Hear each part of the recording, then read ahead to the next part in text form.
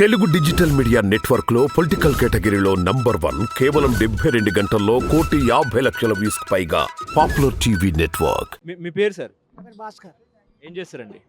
Business. Okay. ఇప్పుడు ఆ దేశంలో లోక్సభ ఎలక్షన్స్ వస్తున్నాయి, మోడీ వర్సెస్ రాహుల్ గాంధీ. ఇద్దరిట్లో ఎవరు ప్రైమ్ మినిస్టర్ అయ్యే అవకాశం ఉంది మళ్ళీ?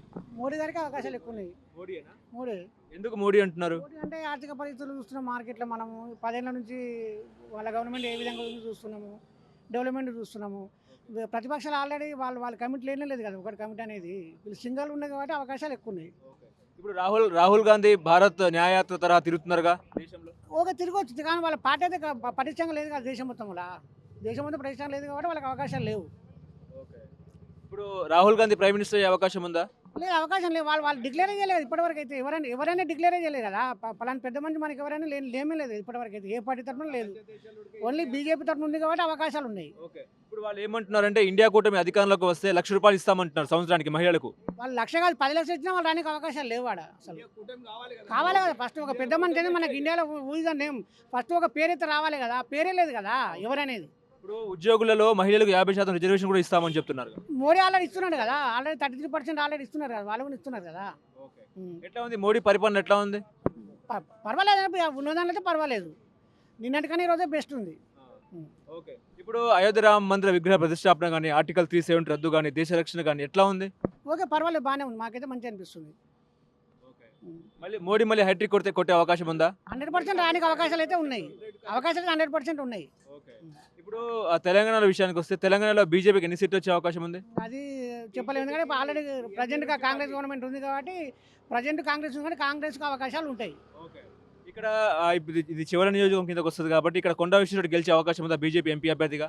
ఇంకా కొంచెం టైం పడుతుంది. ఇంకా డిక్లేర్ అని చెప్పని ఇక్కడ కొట్టే సమయం పడుతుంది. కొంచెం ఎవరు ఫైనల్ అయింది. ఏం చేస్తారు? నేను ఆర్వే సంఘం ఫౌండర్ని. ఇక్కడ దేశంలో లోక్సభ ఎన్నికలు వస్తున్నాయి కాబట్టి మోడీ వర్సెస్ రాహుల్ గాంధీ, ఇద్దరిట్లో ఎవరు ప్రైమ్ మినిస్టర్ అయ్యే అవకాశం ఉంది? 100% మోదీ గారే వస్తారు. ఎందుకంటే ఆయన చేసిన 10 years ఎంత డెవలప్ చేశాడో, రెవల్యూషన్ వచ్చింది, అంతా బాగుంది కాబట్టి 100% మోదీకే వేస్తారు.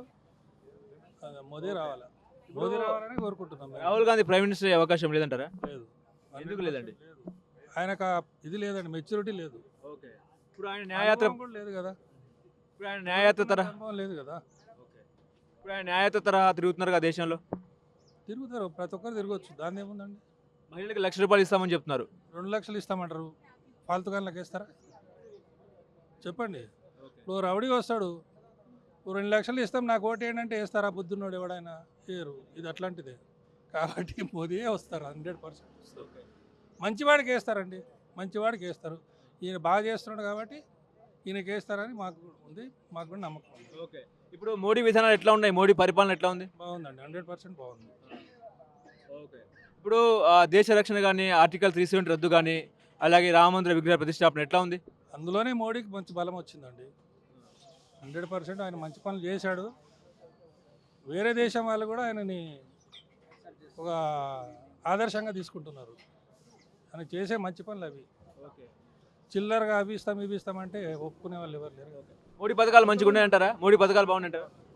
100% బాగున్నాయి. ఇప్పుడు తెలంగాణ విషయానికి వస్తే తెలంగాణలో బీజేపీకి ఎన్ని సీట్లు వచ్చే అవకాశం ఉంది? వస్తాయండి, ఒక 10 వరకు అయితే గ్యారెంటీ. 10 వరకు వస్తాయి. ఓకే. ఇప్పుడు కాంగ్రెస్ పరిస్థితి ఎట్లా ఉంది? కాంగ్రెస్కి ఎన్ని సీట్లు వస్తాయి? కాంగ్రెస్కి వస్తుందండి, ఎందుకంటే లీడింగ్ పార్టీ అదే కాబట్టి కాంగ్రెస్ కూడా బాగానే వస్తుంది. బీఆర్ఎస్ పరిస్థితి ఎట్లా ఉంది?